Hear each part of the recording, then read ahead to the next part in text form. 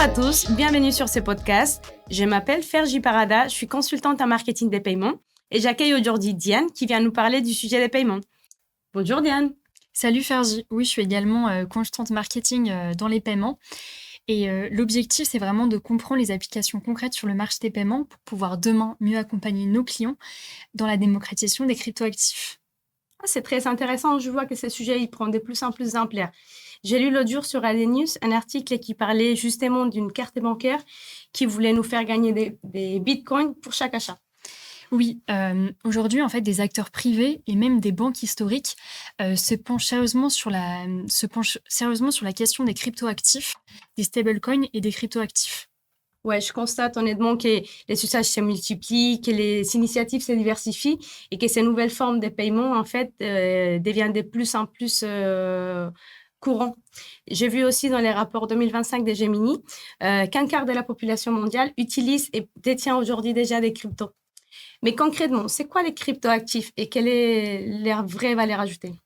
Si tu veux, je peux te donner la définition de l'autorité des marchés financiers des marchés financiers que je trouve super claire. Donc en fait, les cryptoactifs, comme souvent elles sont appelées crypto-monnaies, Mmh. ce sont des actifs numériques virtuels qui reposent sur la technologie de la blockchain à travers un registre décentralisé et un protocole informatique crypté. Comme ça peut être un peu compliqué. Mais un cryptoactif, c'est pas une monnaie. Sa valeur dépend de la caractéristique de l'actif, donc crypto token ou stablecoin.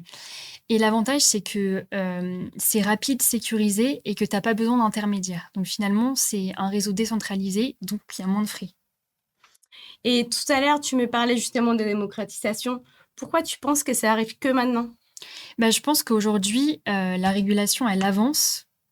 La technologie, elle est plus mature et surtout, les marques, elles veulent capter une nouvelle type de clientèle, une nouvelle clientèle qui est jeune et technophile.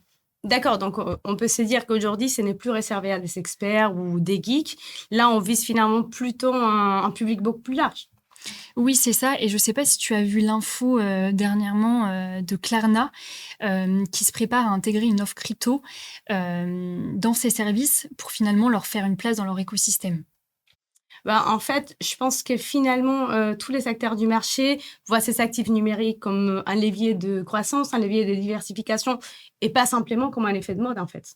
Oui, c'est ça. En fait, je sais pas, si tu veux, si on se base sur le réseau de paiement Mmh. et qu'on appelle Scheme, hein, dans l'écosystème, Visa a lancé avec Fold, une carte qui permet, de gagner des bitcoins à chaque achat, donc jusqu'à 2 de cashback et avec aussi des bonus, pour les membres premium. C'est justement, en fait, ce que tu me disais tout à l'heure. Mmh. Et il y a Mastercard qui a collaboré avec MoonPay, pour, déployer une carte de débit, qui te permet de payer directement en stablecoin et qui sera utilisable dans plus de 150 millions de points de vente. Et est-ce que ça évolue au niveau des banques? Est-ce que tu penses que ça va être compatible avec l'euro numérique?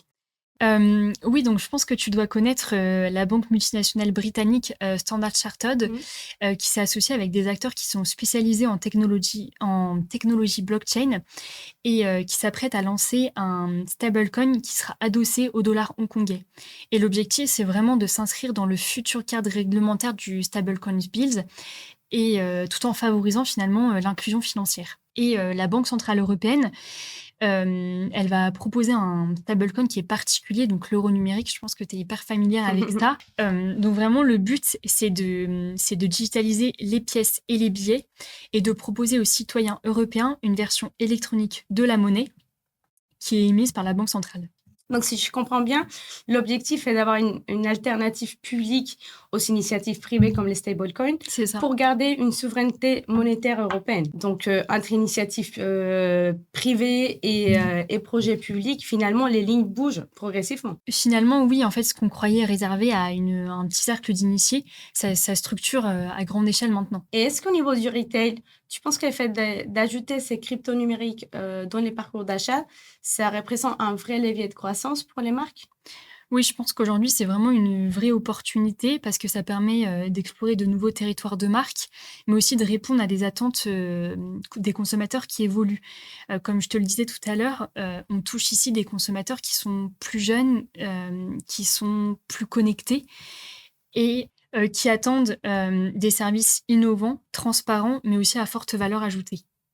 Ouais, tu as tout à fait raison. C'est vrai qu'en ajoutant ces actifs, du coup numériques, ça permet de créer la préférence des marques et à remonter l'engagement. Parce que du coup, on s'est rendu compte qu'avec ces nouveautés, on active des codes modernes, on peut aussi, améliorer l'expérience client et aussi, susciter de l'intérêt, pour les utilisateurs.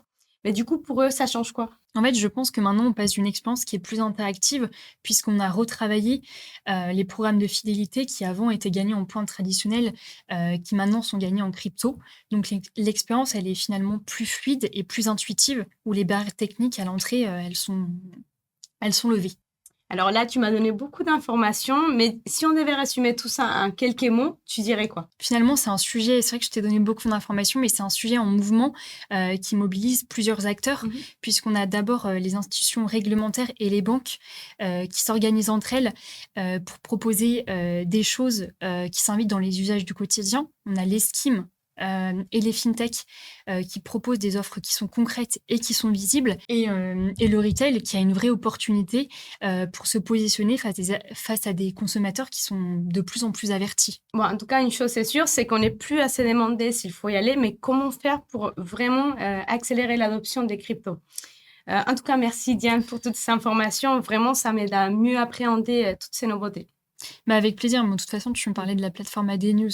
Tu trouveras plein d'informations et d'actualités sur les différents acteurs du paiement, ou la page LinkedIn Galit aussi. C'est une bonne idée. De toute façon, je suis déjà abonnée, mais je ne manquerai pas de suivre, toutes les nouveautés et les prochains sujets de veille. Merci de nous avoir écoutés et à bientôt pour un prochain épisode. Merci beaucoup, à bientôt.